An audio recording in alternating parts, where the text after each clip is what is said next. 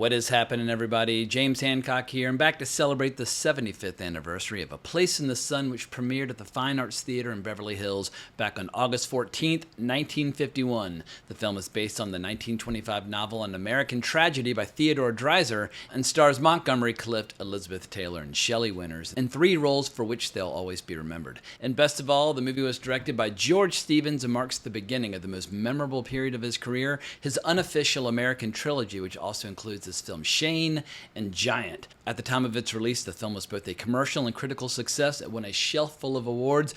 This is the unforgettable story of a boy from nowhere, fighting desperately for his place in the sun, torn between the conflicting passions that shaped his destiny. Montgomery Clift, dazzled by the radiant beauty of Elizabeth Taylor, a girl so far above him she seemed like a goddess. But most important of all, it was beloved by filmmakers then and later, and I feel like that's always the best way to find the best movies of all time. Who are the great directors and what are the movies they admire? Like John Huston, he loved this movie. Mike Nichols would use it as inspiration for his late 60s classic The Graduate, and none other than Charlie Chaplin, the tramp himself, described it as the greatest movie ever made about America. And I don't necessarily agree with that assessment. However, when one of the best filmmakers of all time makes a proclamation like that, I sit up and I take notice. One love grew in the shadows of the night, sealed by a secret they could share with no one. The other love flamed in the bright light of gaiety and laughter, a need that drove him with all the recklessness of youth itself, a dream that was built on deception. Now, I won't claim to be as obsessed with the films of George Stevens as I am with some of his contemporaries, people like Howard Hawks or Alfred Hitchcock, but I've seen a decent number of his movies, some a few times over, like A Place in the Sun, as well as a few fresh discoveries that I made getting prepared for this video. He's an excellent filmmaker, and this is a strong contender for the best movie he ever made, even if I prefer Shane due to my natural enthusiasm for Westerns. But something tells me we'll be tackling the 75th anniversary of Shane in a few years on this channel, so for now, let's stay focused on A Place in the Sun, which first and foremost is one of the most aspirational, heartbreaking titles for any movie I can think of, especially when one considers the way the story ultimately unfolds. Now, I'll avoid any major plot revelations initially, just to make the pitch to the unconverted, but this is a story about a love triangle and its tragic consequences, but the film's about so much more. George Stevens updated the film to the early 50s, allowing the film to offer a nuanced portrayal of the pursuit of the American dream after World War II, a struggle that George Stevens was intimately familiar with after serving in the military as a documentary filmmaker. But the central character in A Place in the Sun is a fellow by the name of George Eastman, who's played brilliantly by Montgomery Clift, a down-on-his-luck man who simply aspires to make a better life for himself, and initially all he's looking for is just a solid blue-collar job working in one of the factories that's run by his much more successful kind of distant relations. However, after he falls in love with Angela, played by Elizabeth Taylor, he starts to aim a little higher and he starts clawing his way into the ranks of the upper class, the beautiful carefree world of high society, hoping that he might one day find his place in the sun. And it's worth noting that Elizabeth Taylor at that time was proclaimed by many to be the most beautiful woman in the world. She was also only 17 at the time they made the movie, so if that's an issue for you, you can either call the sheriff or you can just pretend you were born in France for 2 hours as you watch it. I'll let you explore that ethical gray area on your own.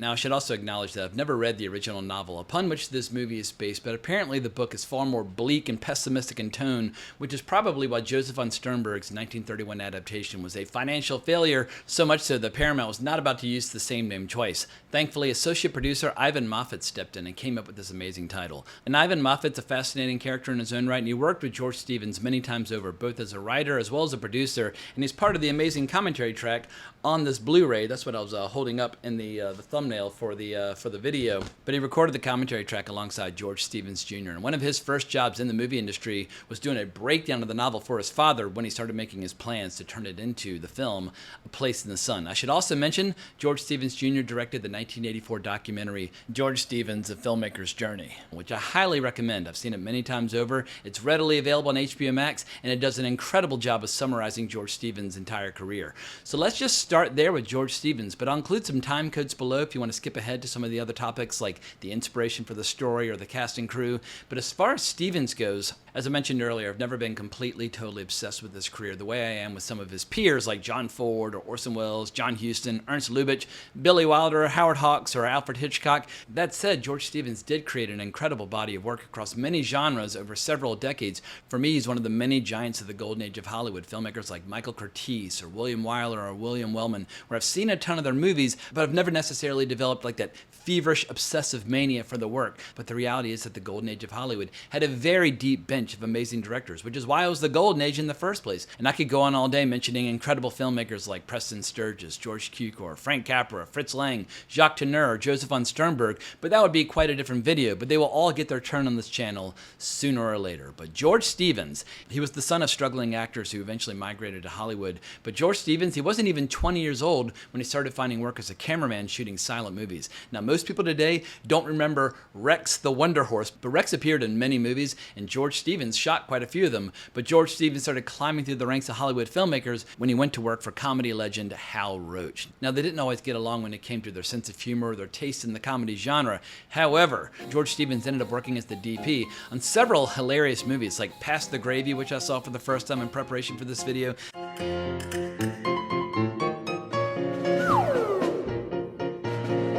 as well as The Battle of the Centuries starring Laurel and Hardy. And if you enjoy silent comedy starring people like Harold Lloyd or Harry Langdon or Charlie Chaplin or Buster Keaton or any of the giants from that period, you definitely have to check out The Battle of the Century. And it's available in pristine format, or mostly pristine format apart from a few missing reels, on YouTube. But as the silent era drew to a close and the talkie era got underway, George Stevens started repositioning himself as a director. And initially he just directed a couple of short films, but he got his big break when he was tapped by Katharine Hepburn to direct Alice Adams in 1935. And they would become really good friends, and that relationship would continue to pay dividends for many years to come as he branched out into other forms of drama and romantic comedy. But George Stevens, he also really excelled at musicals and epic adventure. The musical Swing Time starring Fred Astaire and Ginger Rogers is one of those movies that's so charming and so delightful. Even if you despise musicals, you will love Swing Time. But if your taste in movies leans towards epic tales of high adventure, you also have movies like Gunga Din, loosely based on the work of Rudyard Kipling. And as John Huston stated, it catered to the adolescent in all of us. And George Stevens' style continued to evolve in the 1940s with excellent movies like Woman of the Year, which was the first movie pairing Katharine Hepburn and Spencer Tracy. And they would make many movies together, but their chemistry was never better than in Woman of the Year. But George Stevens also directed the romantic comedy The More the Merrier, which presents what is easily the sexiest scene of Jean Arthur's career. When I think of Jean Arthur, I typically think of kind of like cute, cuddly performances in movies like, Mr. Smith Goes to Washington or Only Angels Have Wings. But The More the Merrier, let's just say it'll force you to completely reevaluate what you think of Jean Arthur and her screen persona. Bad. Well, you see, that's the way with those older men like Mr. Pendergast. A girl gets to appreciate they're more mature. But when World War II broke out, George Stevens was one of many successful Hollywood figures who put their career on hold to serve their country. And I'm talking about people like William Wyler, John Ford, Jimmy Stewart, and Frank Capra. Not bad company to be mentioned alongside. And the footage that Stevens shot throughout the war was some of the most harrowing that I've seen. You'll need a strong stomach to watch, but a lot of his combat footage from the European theater, as well as his footage of concentration camps, is included in the documentary George Stevens, A Filmmaker's Journey. And I've seen this kind of horrific footage in other films before, but if you watch the documentary, what the Jews experience will completely break you down. And these experiences brought about massive changes in George Stevens and what types of projects he would pursue after the war. But the war also introduced him to many of his regular collaborators moving forward, like cameraman William C. Mellor, I think it's Mellor, who led the special coverage unit of the U.S. Army Signal Corps. And a few years later, he would win an Oscar for his work on A Place in the Sun.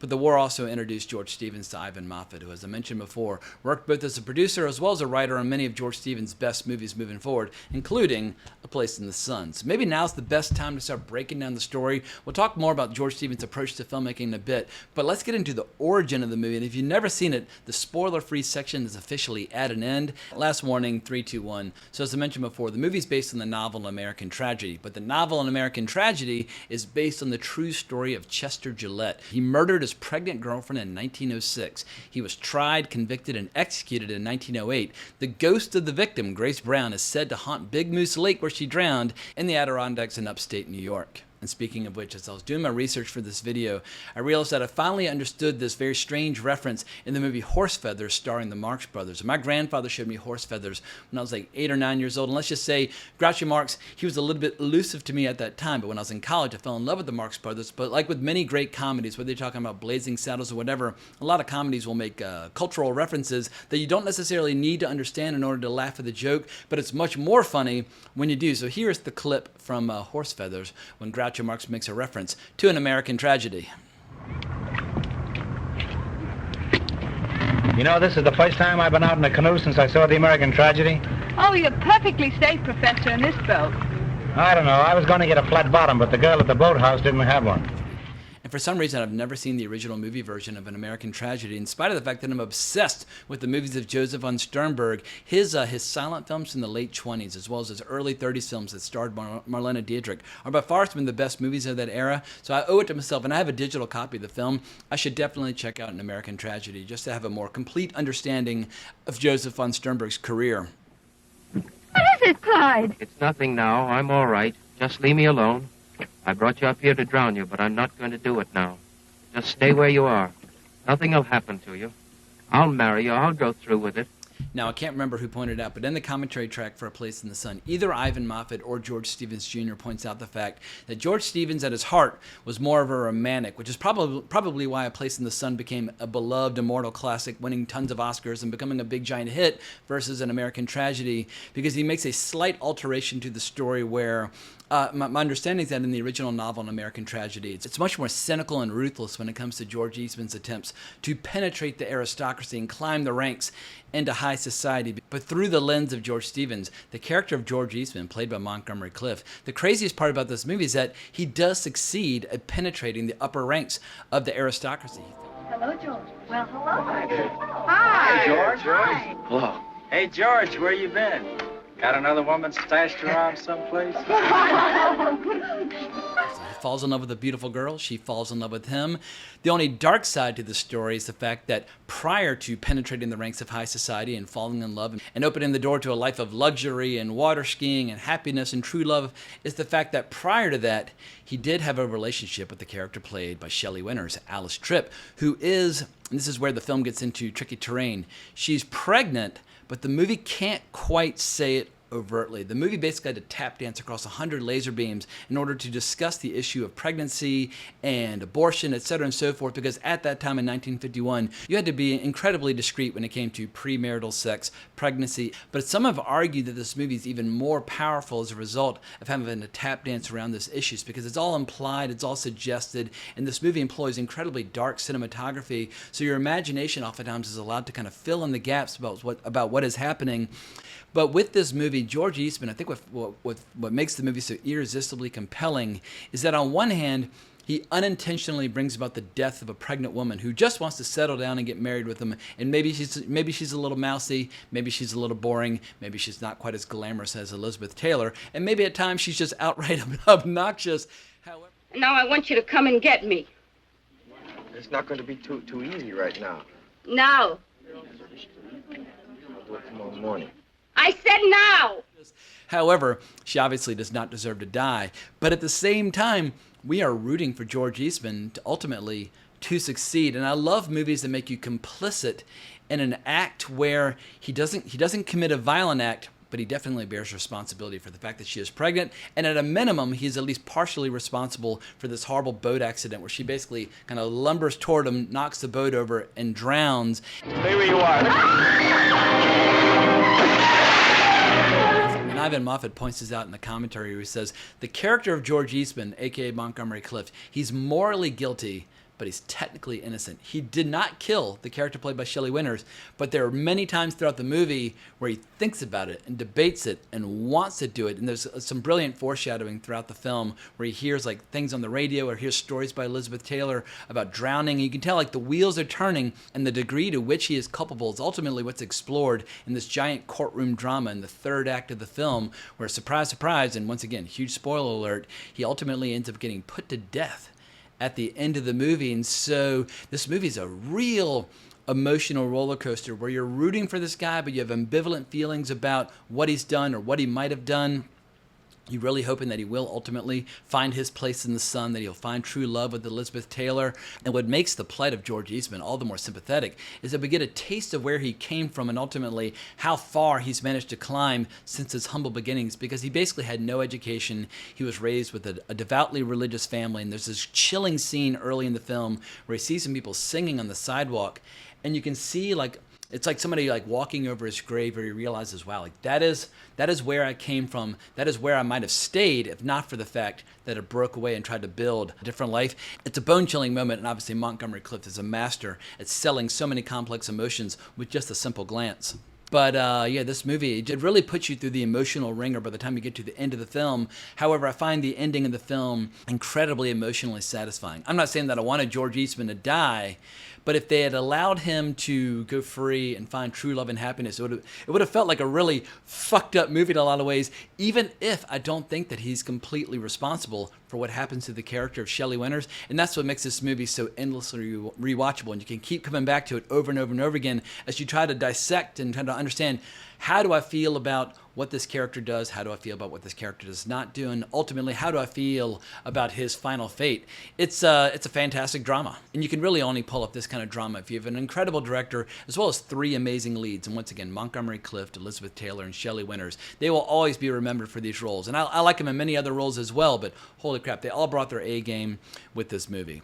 But as the old expression goes, if it ain't on the page, it ain't on the stage. So we also have to give a shout out to screenwriters Michael Wilson and Harry Brown. And luckily they had great material to work with. Not only did they have the novel An American Tragedy by Theodore Dreiser, they also had the play from 1926 by Patrick Kearney. I believe that's how the last name is pronounced. In any case, the final shooting script was a thing of beauty. But at this point, George Stevens also needed the proper cast and crew to bring this story to the screen. So before I get to the incredible leading actors and everything I want to say about them, let's first pause to celebrate some of the incredible crew that worked with George Stevens on this movie, because this movie was nominated for 9 Oscars and it won 6. George Stevens won for Best Director. Michael Wilson and Harry Brown won for Best Screenplay. William C. Mellor won for Best Black and White Cinematography.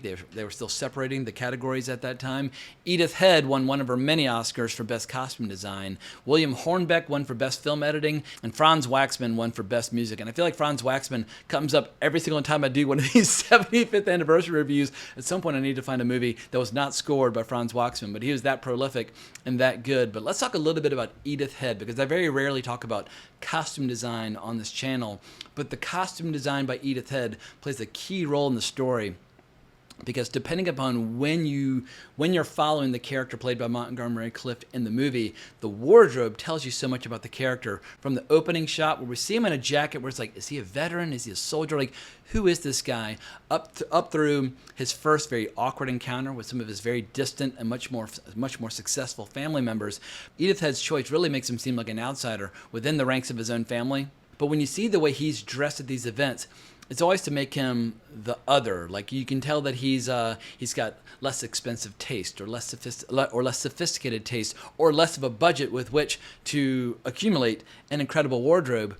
But as he starts climbing the ranks of society, and you see him at subsequent parties, like, whoa, now you're turning into the most slick, sophisticated, charming, handsome individual you could possibly imagine. But this is all done through the work of Edith Head, who knows exactly what she's doing with every single wardrobe choice throughout the movie. And composer Franz Waxman contributed yet another classic score to this movie. And some people have complained that the score's a little bit too operatic and overblown, but for me, it strikes the perfect right note. But here's an interesting note about Waxman's score, a lot of which had been composed in advance of the filming. But George Stevens, on the set of his movies, in order to kind of sustain the momentum and the emotion and the energy for the actors, he would play portions of the score for his cast and crew. And years later, Sergio Leone would do a similar thing on movies like Once Upon a Time in the West, where he would play the score to the movie and then choreograph his camera movements to the music, which is why the camera movements in Leone movies is so astonishing. But I feel like that's something that would be really useful in other movies, where if you're lucky enough to have your score in advance of the movie being shot, why not play the score on the set so the actors will know precisely the tone that you're going for, and they can kind of get into the mood on the set. And obviously in a movie which features a lot of ballroom dancing and intimate close-ups and kissing and falling in love, yeah, it's very helpful to have the score there on the set. But I think the most important collaborator for George Stevens was DP William C. Mellor, or Mellor. I probably should have looked up how to pronounce his last name before I started talking, but William C. Mellor, because his photography, I've already mentioned how the really dark, moody, atmospheric photography kind of obscures some of the hanky-panky that might be going on. Maybe it's going on, maybe it's not. But he also does so many incredible things with George Stevens, where at times the camera is really far back and it's really objective, almost like an impartial observer that might as well be just like a character in the scene. and you're kind of watching like the dancing from a distance. But other times, you have these incredible, very romantic close-ups where the camera is right up in the face of Montgomery Clift and Elizabeth Taylor. Even when they're moving, somehow they're able to stay in close-up. But these are some of the most romantic, passionate close-ups that I've ever seen. But it's one of those movies where the cinematography doesn't necessarily jump out at you and kind of grab you by the shirt and shake you like, look at me, look at me. It's very subtle, it's very atmospheric, it's very beautiful, it's very economical and very effective. But yeah, if you turn the sound off on this movie and just sit back and watch it, yeah, you can sit back and awe and enjoy just the stunning photography. But maybe at this point I've celebrated the crew and the director enough. It's time to talk about Montgomery Clift, Elizabeth Taylor, and Shelley Winters, all of whom deliver Hall of Fame performances. And of course, Raymond Burr, this was a big break for him as well. I mean, he doesn't really show up until the latter part of the movie, and perhaps he hams it up to a degree, but it's Perry Mason himself. And you crashed it down on that poor girl's head like... Pushed that poor girl into the lake. You watched her drown. But it's hard to talk about what Clift, Taylor, and Winters all do well without discussing all of them at the same time, because it's like this delicate, kind of intimate dance between the three of them. But let's start with Clift, who had gotten his big break a few years earlier in the film Red River, directed by Howard Hawks, which is one of my all-time favorite westerns from any era. But it's funny, Montgomery Clift, every time I read stories about him working with people like Alfred Hitchcock or George Stevens or whatever, it's funny where I feel like I should read less because I love his performances, but I don't necessarily like his behavior or what he has to say about the filmmakers that he worked with. But he was a big fan of method acting, and I think he really enjoyed working with directors like Elia Kazan, like directors who really understood the method.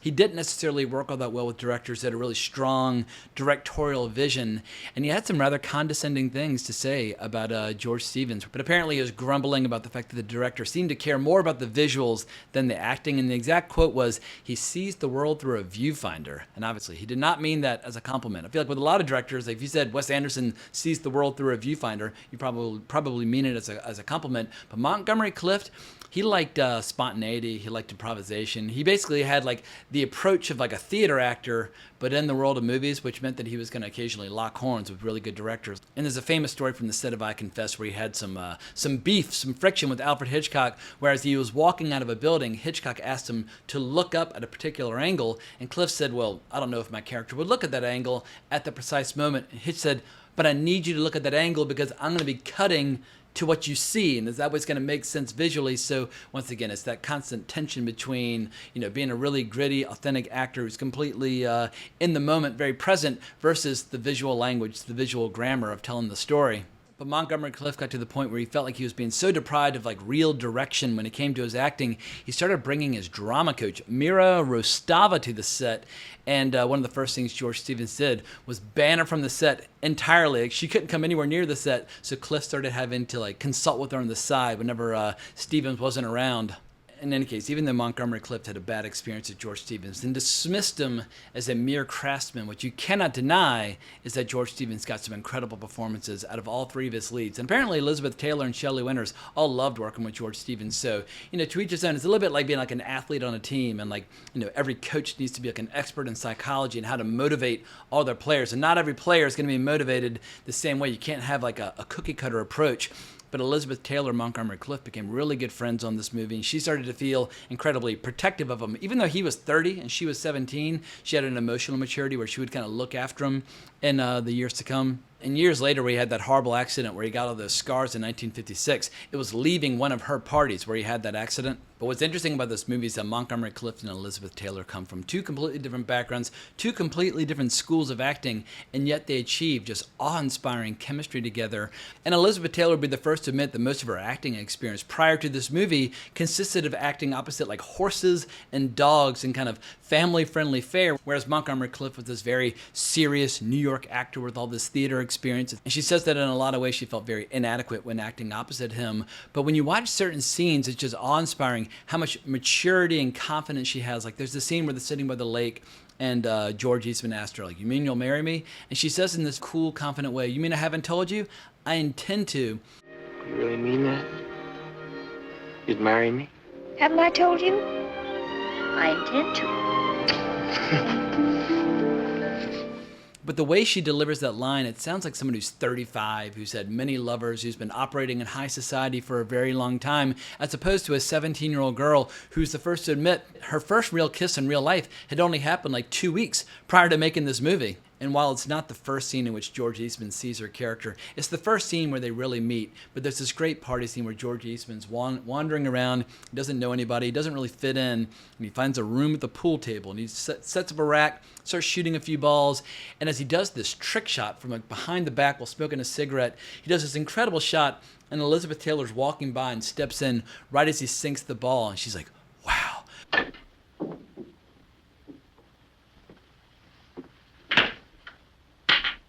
Wow.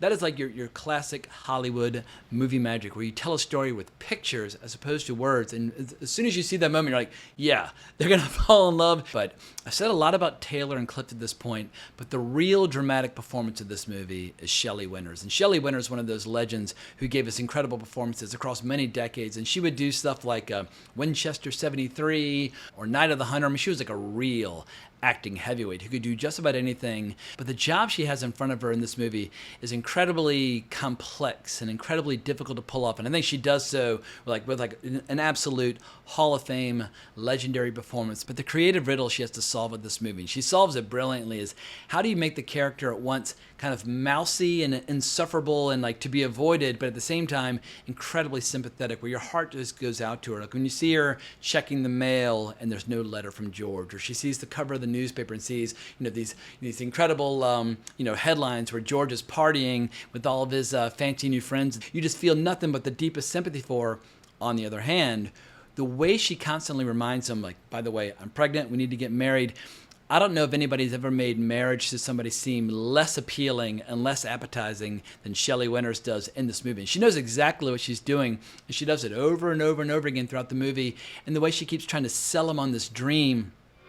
We'll go to another town where nobody knows us, and we'll get jobs, maybe together. We'll do things together and go out together, just like any other old married couple.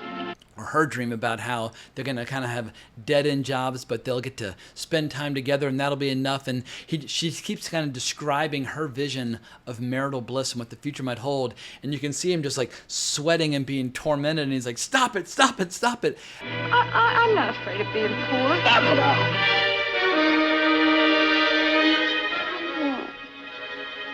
What's the matter? Just stop it. I mean, it's astonishing stuff. And these are by far the best scenes of the movie. Shelley Winters and Montgomery Clift.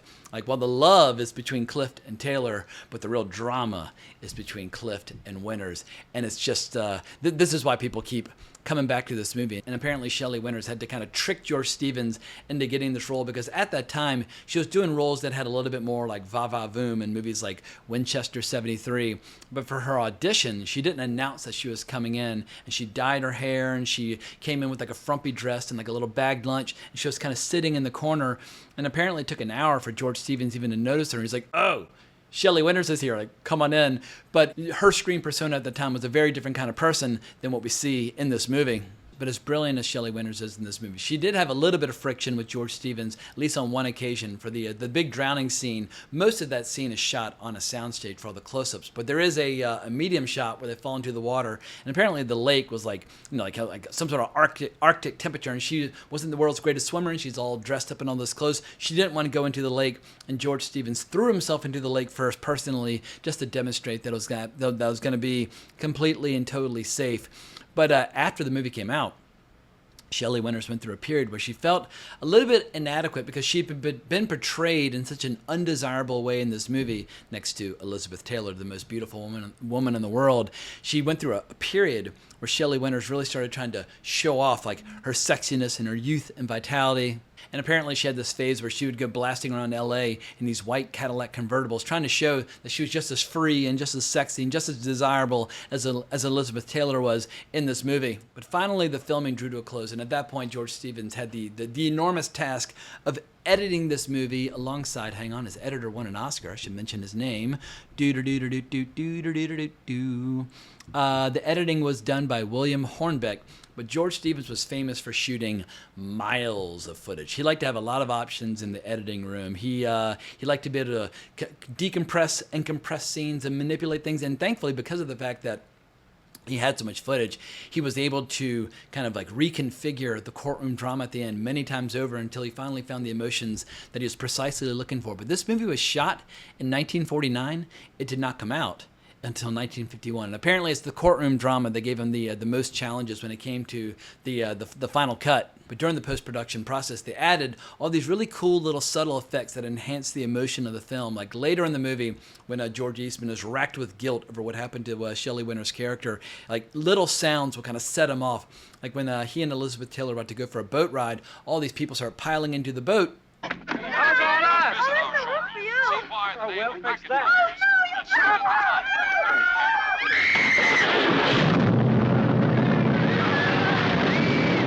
But as all these people start piling into the boat, one girl falls overboard and starts shrieking and screaming. And there's something about like the audio quality of the shrieks and screams.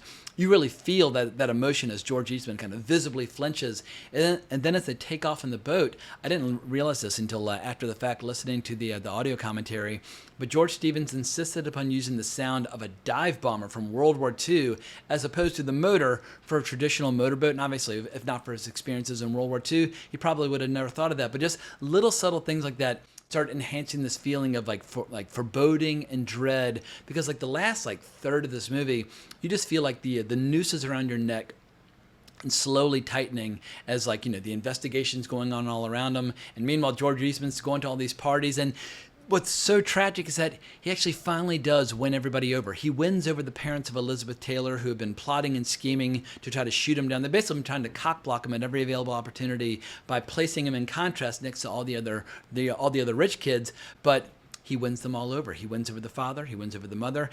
Easy, boy. Forthrightness is a prime virtue. And yet, the halls of justice are coming for him. And George Stevens brilliantly foreshadows the final fate of George Eastman earlier in the movie when Shelley Winters and Montgomery Clift go to the courthouse to get married, and it's closed for a holiday. But as they're walking out and she's all sad and depressed, you see this long lingering shot of the courtroom behind him. It's like, wow, like this is his fate. Even though he doesn't know it, it's coming in the not so distant future. But due to all the excess footage and the lengthy post-production process, the film went a little bit over budget. It was originally budgeted at $1.8 million. It was shot for $2.3 million. But if you go a little over budget and the movie's both a hit as well as a critical darling and winning these 6 Oscars, well then, yeah, Paramount will pretty much forgive and forget everything that happened along the way. Seems like we always spend the best part of our time just saying goodbye. And as a result, the movie opened the door to George Stevens reaching his greatest creative heights of his career. As I mentioned before, this is the beginning of his unofficial American trilogy, where you have A Place in the Sun, Shane, and Giant. They're not connected in terms of story, but in terms of themes and their depiction of America at that time. It's an astonishing trilogy, and I feel like if he had just made that trilogy, he would have earned his place in the sun as one of the best directors of the 1950s. But thankfully, he has all of his movies from the 1930s and 1940s, as well as the 1920s, that are also out there to be enjoyed. So hopefully with this video, I've exposed some people to the work of George Stevens. Definitely check out his silent comedies. Definitely check out Swing Time. Definitely check out Gunga Din, Woman of the Year, The More the Merrier. But yeah, A Place in the Sun, Shane, and Giant are just, yeah, it's a Hall of Fame trilogy. I absolutely love it. I've actually got the novel Shane right here, which David Lambert encouraged me to read. And I look forward to doing a 75th anniversary review for that movie, hopefully with David, in a few years' time. But let me know what you think down in the comments below. Hope you enjoyed this rambling rant on my part. If you did, remember to like, subscribe, hit that notification bell, become a member, all that good stuff. But thanks again for watching. But more importantly, as always, onwards and upwards.